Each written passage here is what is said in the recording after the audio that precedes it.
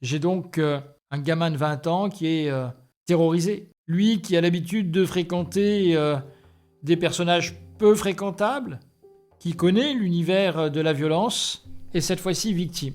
Et tout mon travail, pendant les 7 années que va durer la procédure, va consister à nouer cette confiance entre cette victime et son avocat, entre cette victime et le système judiciaire. Maître Gerby, ça fait longtemps qu'il nous raconte ses histoires de procès. Elles sont toutes plus prenantes les unes que les autres.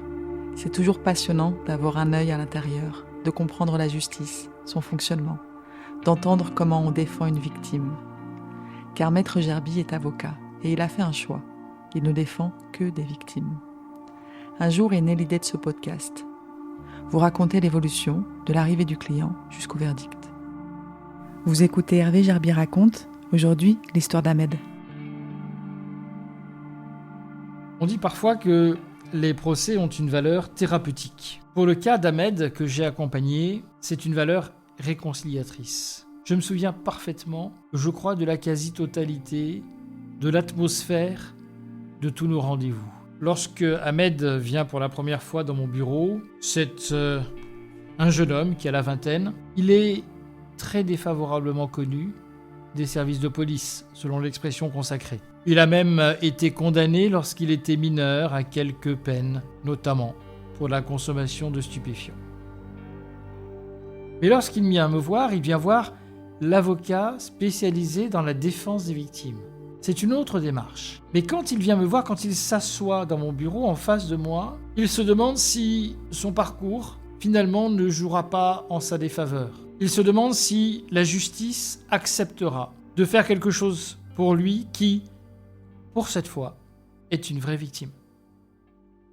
Alors il m'explique. Il m'explique que ce dimanche du mois de juin, il est appelé par son cousin pour aller pratiquer de la moto dans un champ, de la moto et du quad. Son cousin lui dit qu'il a une moto, un quad, qu'ils vont charger tout ça dans un petit camion et qu'ils vont aller avec 2 autres amis, donc un groupe de 4, à Crolles, dans la vallée du Grésivaudan, là où les champs commencent à se faire de plus en plus nombreux, et qu'ils vont aller justement dans l'un de ces champs. Ça donnait assez pratique, il fait beau, on est en t-shirt, on est en short, on a toute la journée devant soi. Alors, certes, il doit se douter que ce cousin qui tout d'un coup se trouve possesseur d'une moto, d'un quad qu'il va charger dans un camion, tout cela peut-être effectivement participe d'un petit trafic. Quoi qu'il en soit, ils sont tous les 4 en train de pratiquer cette moto. Ahmed est à l'arrière de cette petite estafette dans laquelle ils ont chargé leur engin. Il fume une cigarette tranquillement au soleil, attend son tour. Et puis tout d'un coup arrive dans le champ un gros utilitaire Mercedes, puis un deuxième utilitaire. Les véhicules s'immobilisent. 8 personnes descendent de ces véhicules. Des battes de baseball, un fusil à pompe, des tirs. Une fuite pour les uns et les autres, c'est la panique totale. Et Ahmed va être rattrapé par l'un de ces individus. Il sera violemment frappé, roué de coups, au visage, à la main et au coude, à coups de batte de baseball. Les individus récupèrent moto, quad, récupèrent l'estafette avec laquelle ils sont venus. Ils y chargent ce cousin qu'il avait amené. Ils l'amènent avec eux. Ils passent le péage de Crolles. Ils arrivent à Grenoble, ils franchissent Grenoble, ils arrivent sur la petite commune des Bains. Et dira l'un d'eux, libéreront après 20 minutes celui qui a amené le quad et la moto, à même la rue, totalement déshabillé. Ils repartiront. Les policiers seront informés parce que les pompiers sont appelés au chevet d'Ahmed et de ce 4e ami qu'il y avait avec eux qui a été lui aussi blessé. Lorsque les gendarmes arrivent sur les lieux, les pompiers sont là, s'occupent d'Ahmed, le prennent en charge. Cet autre ami est défavorablement connu des gendarmes. Ils n'ont pas besoin de consulter une fiche. Ils le connaissent de visu, ils savent qu'ils ont affaire à quelqu'un qui probablement peut avoir des problèmes avec d'autres personnes. Les gendarmes vont quand même enquêter, vont poser des questions, savoir de quoi il s'agit et rapidement vont comprendre qu'en réalité ils ont été victimes d'une expédition punitive et que les auteurs de cette expédition punitive ne sont autres que les membres d'une même famille, un chef d'entreprise, son frère, son fils.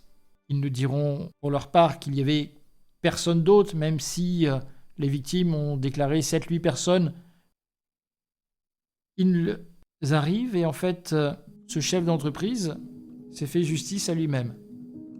Quelques semaines auparavant, dans sa maison du nord de l'Isère, un cambriolage. La moto et le quad de son fils ont été dérobés. Et voilà que sur Facebook, le cousin d'Ahmed est en photo avec ce quad qui a été volé. Ils sont donc repérés sur Facebook, ils sont donc tracés. Et cette famille, ce chef d'entreprise sans antécédent judiciaire, va monter cette expédition punitive. Les blessures sont assez graves. Ahmed va faire l'objet d'un examen par le service de médecine légale, comme il est de coutume en la matière, à la demande du procureur de la République. Et c'est vrai qu'il y a un décalage lorsqu'il est pris en charge par le CHU de Grenoble. Il est constaté, outre les blessures au visage et à la main, une fracture fermée de l'extrémité inférieure de l'humérus condyle externe, c'est-à-dire une fracture fermée du coude. Le certificat médical initial du CHU fait mention de 0 jours d'arrêt de travail et d'une incapacité totale de travail personnel affixée par un médecin légiste qui sera vu immédiatement et qui va rappeler les blessures chez ce garçon d'1m74, droitier. Il va donc présenter de nombreuses ecchymoses, un traumatisme facial avec une contusion importante de la pommette et un traumatisme du coude gauche nécessitant une immobilisation du bras et de l'avant-bras gauche pendant au moins, dit le médecin légiste, 45 jours. Des contusions partout, du dos, du coude droit, de la main, de l'abdomen. Et puis, le médecin légiste indique qu'il y a à la fois un retentissement fonctionnel important, avec la nécessité d'une aide extérieure pour les actes essentiels de la vie courante, mais qu'il y a aussi, sur le plan psychologique, un état anxieux, une peur, un état de tension, des troubles du sommeil et de l'appétit. Un suivi psychologique est proposé. Quand je reçois Ahmed, il a été auditionné par les gendarmes, il a passé son examen médical par le médecin légiste. J'ai donc un gamin de 20 ans qui est terrorisé. Lui qui a l'habitude de fréquenter des personnages peu fréquentables, qui connaît l'univers de la violence, est cette fois-ci victime. Mais surtout, c'est la crainte qu'il ne soit pas correctement pris en charge par le système judiciaire. Et tout mon travail, pendant les 7 années que va durer la procédure, va consister à nouer cette confiance entre cette victime et son avocat, entre cette victime et le système judiciaire. La première étape de la confiance, c'est la condamnation des auteurs. Parce que lui est une victime aux antécédents judiciaires connus, les auteurs sont des primo-délinquants. Ce sont des primo-délinquants qui, en plus, ont voulu se faire justice à eux-mêmes. C'est-à-dire eux-mêmes victimes d'un vol. Ahmed a très peur de l'impression que lui peut renvoyer au tribunal et que eux-mêmes peuvent renvoyer au tribunal. Et la justice va faire un travail formidable. Parce que les antécédents d'Ahmed n'ont aucune importance dans cette histoire. Parce qu'il n'a joué aucun rôle dans le vol quelques semaines auparavant chez cet entrepreneur d'une moto et d'un quad. Parce que de toute façon, même s'il avait joué un rôle, le tribunal correctionnel qui est saisi de cette affaire rappelle qu'on ne se fait pas justice à soi-même. Que la violence telle qu'elle a été exercée par cette famille, cette expédition punitive est proprement inacceptable, peu importe les antécédents, le parcours, la qualité des victimes. Il n'avait pas commis le vol de ce quad et de scooter dans cette maison du nord de l'Isère, survenu plusieurs semaines avant, et de toute façon, on ne se fait pas justice à soi-même. Ils ont donc été condamnés. Ils ont donc été légitimement, normalement condamnés. Le chef de famille, instigateur de l'expédition punitive, à la peine de 8 mois d'emprisonnement avec sursis, pour des faits de violence avec armes et en réunion. Son frère qui l'accompagnait, ainsi que son fils qui l'accompagnait, ont été condamnés à 6 mois d'emprisonnement. Ils ont fait appel. Ils ont fait appel parce que ils ont évoqué qu'ils n'auraient commis aucune violence et que finalement, ce serait un groupe tiers, un autre groupe, qui n'a rien à voir avec eux, qui ce même jour, à cette même heure, dans ce même lieu, serait intervenu de façon concomitante pour venir eux aussi régler des comptes avec ces jeunes défavorablement connus des services de police. C'était facile d'inventer que parce que ces jeunes étaient défavorablement connus des policiers, forcément d'autres personnes leur en voulaient et que forcément c'est un autre groupe qui était là par hasard en même temps qu'eux. Bien évidemment que personne n'y a cru et que les condamnations ont été confirmées en appel, excepté pour le fils qui a été relaxé pour les violences commises dans la mesure où celui-ci se trouvait manifestement en surveillance plusieurs centaines de mètres plus loin. Le tribunal correctionnel et la chambre correctionnelle de la Cour d'appel de Grenoble a donc bien jugé, en considérant la gravité de l'infraction commise par ce chef d'entreprise sans antécédent judiciaire, au préjudice de victimes qui n'avaient rien à voir avec une quelconque autre affaire. Ahmed est venu dans mon bureau après l'audience, réconforté par cette décision, par le sentiment que la justice était capable de clairvoyance et surtout pouvait juger sans a priori. Juger les faits et uniquement les faits pour ce qu'ils sont et pour leur gravité. Cette décision qui est intervenue plusieurs années après les faits, parce que notre système judiciaire est long, a donc rempli son office de restaurer une confiance dans notre institution, mais nous avions un autre cap à franchir. La reconnaissance de l'évaluation des préjudices. Parce que les préjudices sont graves, après cette fracture du coude, Ahmed s'est retrouvé avec une limitation fonctionnelle importante de ce coude. Certes, c'est un jeune qui n'a pas beaucoup travaillé, il était pris en charge par la mission locale.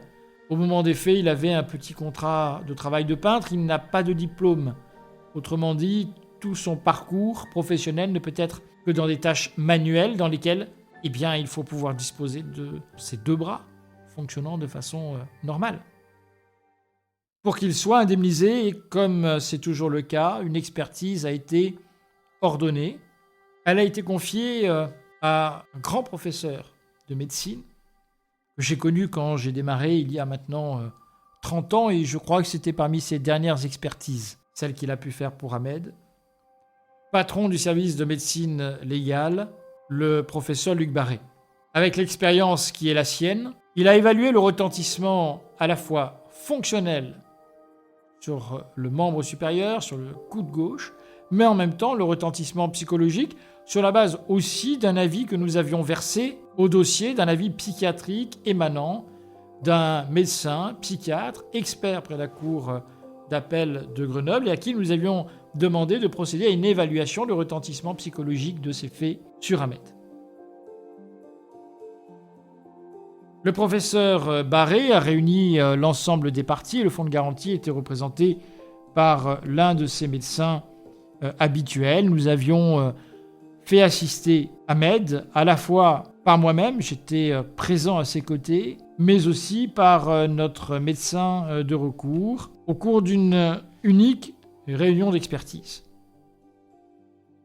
L'expert judiciaire a rappelé le parcours, la prise en charge médicale, notamment le travail de soutien psychothérapeutique qui a été nécessaire à la suite de l'agression, qui s'est déroulé sur plusieurs années, parce qu'il a fallu plusieurs années de soutien psychologique pour traiter l'état post-traumatique anxieux, les cauchemars, les troubles du sommeil, mais aussi un certain isolement social, la peur de sortir, d'avoir d'autres agresseurs.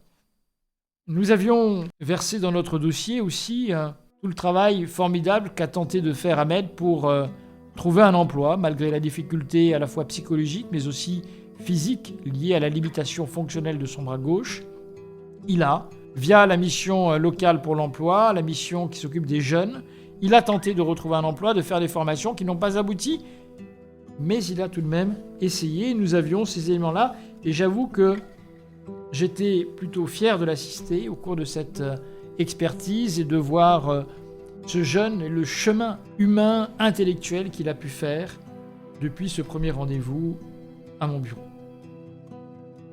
L'expert va déposer un projet de rapport dans lequel il va déterminer, à titre de poste de préjudice, qu'il y a chez Ahmed une incapacité fonctionnelle de 20%, correspondant à 10% d'incapacité pour la limitation du bras et 10% d'impact psychologique.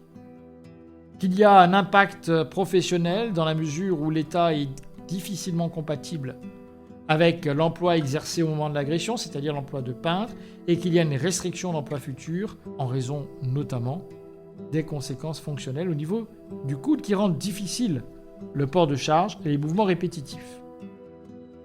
L'expert retient qu'il y a un impact sur les activités d'agrément, la moto de loisir, et qu'il y a, ça pourrait paraître anecdotique, mais pas tant que cela, une atteinte au titre d'un préjudice esthétique temporaire avant que l'état ne soit fixé, compte tenu à la fois des ecchymoses sur le visage et le corps, mais en même temps le fait qu'il ait été immobilisé par un plâtre pendant plus de 45 jours. Lorsque l'expert dépose un pré-rapport, projet de rapport, les parties ont la possibilité de faire des observations écrites pour lui faire préciser ou modifier certaines choses. Ce médecin du fonds de garantie qui intervient a fait des observations. Il a critiqué l'évaluation qui a été faite du taux d'incapacité fonctionnelle des 20%, considérant que c'était surévalué. Il a considéré qu'il n'y avait pas de préjudice d'agrément parce que, disait ce médecin conseil du fonds de garantie, Ahmed n'avait pas fait état d'activité spécifique de loisirs avant l'agression. Et puis, dernier point, sur le préjudice esthétique, ce médecin conseil considère qu'en réalité, le port, dit-il, d'un plâtre au niveau d'un membre supérieur ne dégrade pas l'apparence physique d'une victime. Le professeur Barré va répondre. Il va répondre de façon extrêmement ferme aux interpellations du médecin conseil du fonds de garantie, en indiquant que s'agissant du préjudice esthétique, voilà ce qu'il dit. Concernant l'évaluation du préjudice esthétique temporaire, pour le médecin conseil du fonds de garantie, l'existence d'un plâtre au membre supérieur ne dégrade pas l'apparence physique d'une victime. Prétention surprenante, s'agissant à l'évidence d'une altération de l'esthétique normale d'une personne, son évaluation restant bien entendu soumise à l'appréciation du juge. Bien évidemment que le port d'un plâtre au bras pendant plus de 45 jours dégrade l'apparence extérieure d'une personne, à charge pour le juge d'en donner la valeur financière.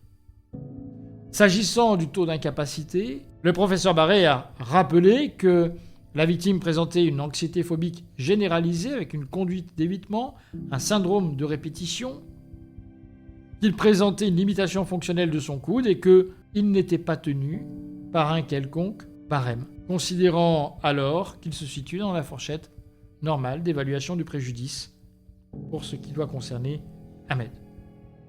S'agissant du préjudice d'agrément, l'expert judiciaire dit qu'il avait indiqué dans son rapport que ce préjudice était représenté par l'arrêt de la moto de loisir, qui est rendu à l'évidence difficile pour les séquelles du coude. Je rappelle que Ahmed a été agressé alors qu'il pratiquait à crawl dans un champ avec des amis, une activité de motocross et de quad. L'expert va rendre son rapport, va maintenir ses conclusions et c'est sur la base de ce rapport d'expertise que nous allons poursuivre la démarche indemnitaire engagée par Ahmed. La crainte pour Ahmed résulte pour lui de la difficulté possible à faire admettre une incidence professionnelle, lui qui n'a pas beaucoup travaillé, qui n'a pas de diplôme. Bien évidemment qu'il n'est pas inapte à tout métier. Il y a une restriction. Et l'enjeu était pour nous la reconnaissance complète de l'impact professionnel de cette incapacité liée au coude et liée à l'état psychologique. Dans sa décision, la commission d'indemnisation des victimes d'infractions a fait droit à l'ensemble des prétentions que nous présentions, excepté, c'est vrai que nous avions évoqué une perte de gains futurs en disant que s'il n'y avait pas d'inaptitude totale à l'emploi, en tout cas la capacité de retrouver un emploi bien rémunéré de peintre comme il l'avait au moment de l'accident paraissait atténuée. Nous n'avons pas été suivis par les juridictions sur ce point, mais l'incidence professionnelle a, elle, été retenue de la façon suivante. L'impossibilité de poursuivre professionnellement dans la voie dans laquelle il était formé est constitutive d'un préjudice professionnel pour Ahmed. Au moment de l'agression, il était âgé de 23 ans et venait d'achever une formation de peintre, laquelle faisait suite à d'autres formations. L'activité de peintre ne peut plus être exercée en raison des séquelles au niveau du coude, rendant difficile le port de charge et les mouvements répétitifs. Suite à l'agression, il a tenté de reprendre une activité dans des domaines impliquant un investissement physique comme la peinture et la boucherie. Devant le médecin du travail qui l'orientait vers une activité du tertiaire, il a indiqué être intéressé pour travailler dans l'animation, activité compatible avec les séquelles de l'agression. Cette volonté de s'investir dans l'animation était confirmée par la mission légale. Au regard de ces éléments, l'indemnisation de l'incidence professionnelle est reconnue. Nous faisions ainsi échec à toute prétention qui aurait consisté à dire que finalement il s'agissait avant l'agression d'un jeune un peu oisif qui ne s'était pas vraiment investi dans des études et qu'il n'y aurait pas lieu à l'indemniser de ce chef.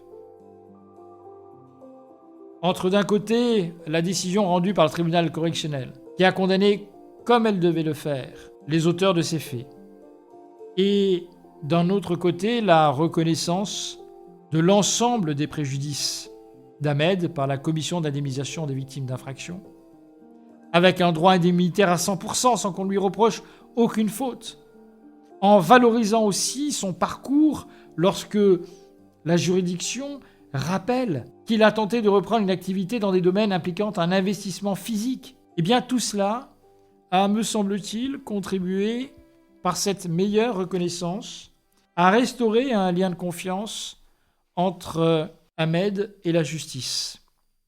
Et je l'ai vu, cette confiance se construire peu à peu au cours de ces 7 années, au fil de nos rendez-vous, dans lesquels d'ailleurs nous abordions pas seulement l'évaluation des préjudices, pas seulement le dossier d'Ahmed, mais parfois des questions plus générales. Ahmed a trouvé dans son avocat, qui était là pour l'accompagner sur une situation précise.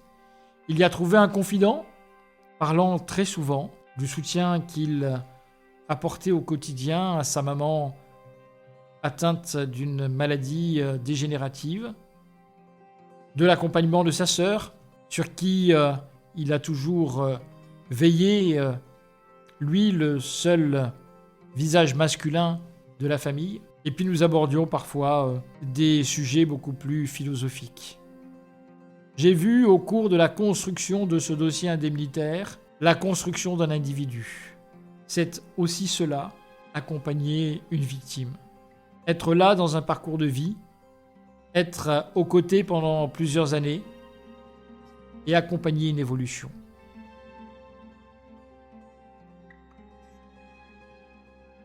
Vous avez écouté Hervé Gerbier raconte, un podcast produit par Victimes et Préjudice Avocats, réalisé par Alpcat Media, musique par ordre d'apparition.